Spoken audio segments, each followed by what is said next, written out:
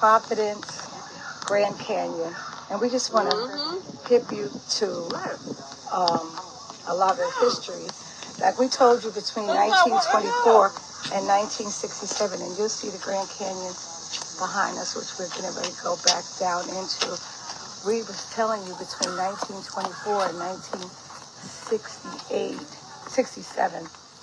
That's when you couldn't say that you were Cherokee, Choctaw, Chickasaw, Creek, Blackfoot, Anoia, Yamasee, any of those.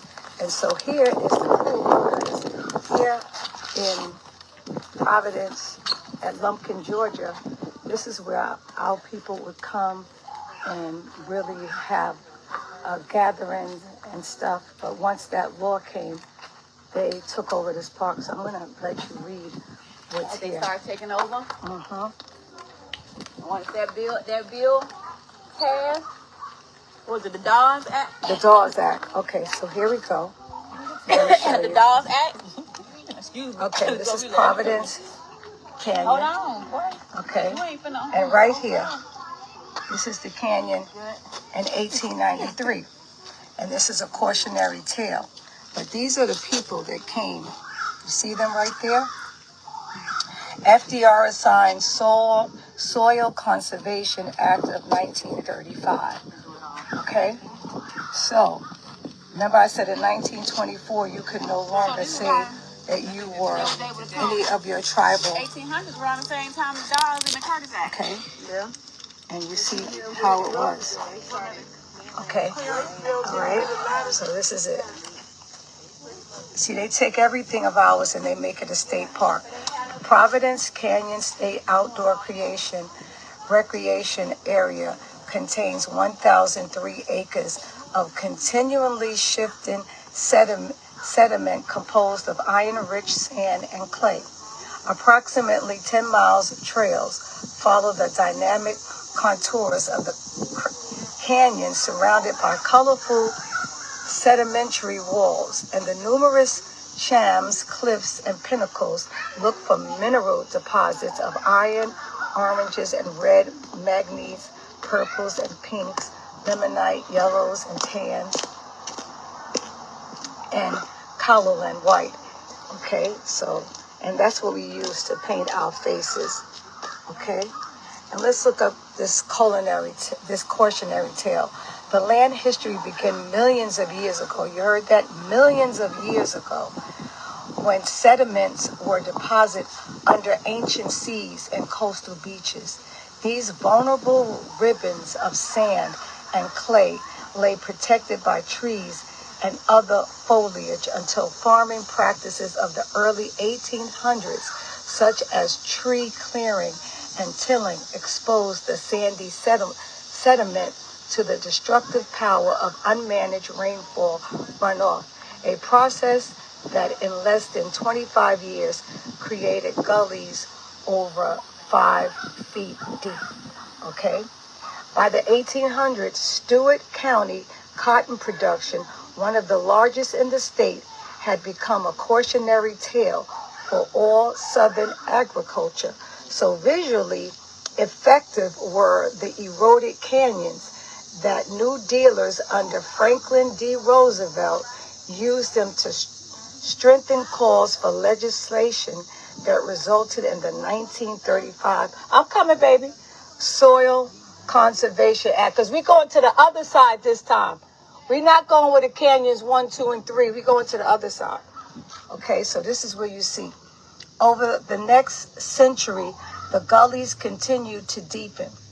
The channeled water, coupled with the force of underground water, turned into powerful carving tools, which created an environment juggling to maintain a balance between erosion and deposition. Tree, grasses, and shrubs have reclaimed the area and slowed the process of erosion. But sediments continue to move, leaving an environment where change is the only constant. So this is the Providence Canyon. Was initially recommended as a potential national park site in 1937 recognized even then for its unique geologic features. However, the national crisis faced the United States during the Great Depression shelved this plan in 1971. The property was acquired by the state of Georgia for its current use. This was made possible through the generosity and hard work of concerned citizens, that Georgia legislator, and aid from Federal Bureau of Outdoor Recreation. So they take everything of ours that's sacred. And I just want to see if you can see. That's where we're going down into those caves. See that? So I always love work, walking barefoot. Okay? I mean, when I tell you it's beautiful down here, it's beautiful. And each time we come, we see more and more. I mean, it's just amazing. And we have to go where our ancestors dwell. We really do. Okay? I mean, the whole world comes here. Everybody from around the world, they come here. But we know, it's open portals. It's beautiful. It's just dynamic. And it's time. Like, people are saying all over the internet that we don't have a culture. Baby, sweetie pie, sugar dumpling. We are the culture. We are the culture. Everything about us from ever since. The whole world emulates us. Everybody wants to be us. They talk like us. They wear clothes like us. They dance like us. They want to sing like us. Everything that we do. But yet they say we don't have a culture. We are the culture. This is our land. And you heard that this place has been here for millions of years. Millions. So let me turn around so you can see this. You see this? You see this clay? And this is where we go down into. And when I tell you, it's so beautiful down in here. And then as you get deeper, we just walk barefoot, because this part is a little rocky, so we don't start the barefoot here as we get down into it. But this is where our ancestors once dwelled. Ancient places and ancient lands that has been here, and they always turn our land into a park. Just like the Grand Canyon in Arizona, they don't even let you in there because most of our artifacts are in there. They're in there. Okay, so they don't want you to go in because they don't want you to recognize and remember who you are, and they don't want you to get those uploads and those open portals and vibrations that you're supposed to have. Okay, once you start remembering who you are, it's a wrap. It's a wrap. People are claiming us. People want to speak for us, but our DNA speaks for itself. That's why I tell people we are the culture. We are the language. We are the vibration. Everybody wants to be us. One thing about us that I want to give us so much thanks and praises for, we have not abandoned our country like the world did. The whole world has left their countries and come here on our land and want to mistreat us, and we're the most hated, and we was conspired against by the world. That's how they brought us down. Just think about it. When they were lynching us and hosing us, where was any race of people coming over and saying, oh, don't do that to them? That's inhumane. That's not right. Nobody came for us. Nobody. Let me tell you, between 1924 to 1967, you could not say you were Choctaw, Yamasee, Chickasaw, Chapalutas, Anahuillas. You couldn't say anything. But I tell you this, in 1968 was the Civil Rights Act, what people don't know was a peace treaty, and they tricked Martin Luther King. There was no $5 Indians there. It was not there. It was us, who you see signing it.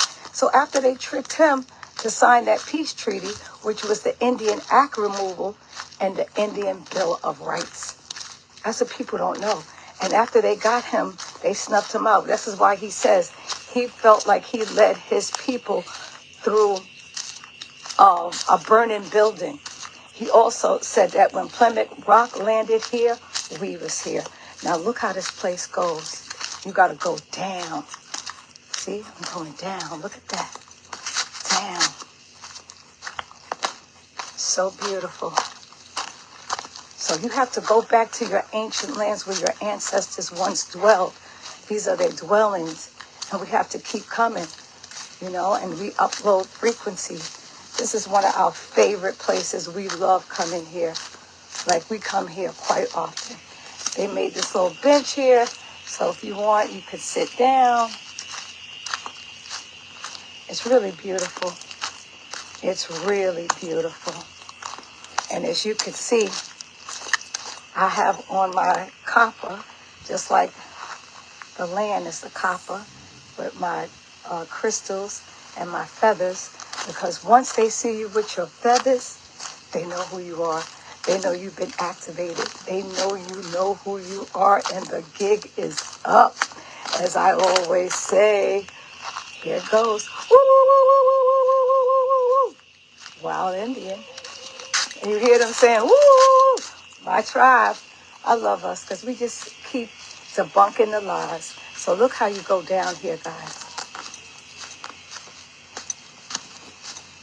When I tell you it's beautiful, it's amazing. And wait till you start seeing the caves. See how beautiful the structure is. It's like so amazing. Like, oh my gosh. It's beautiful.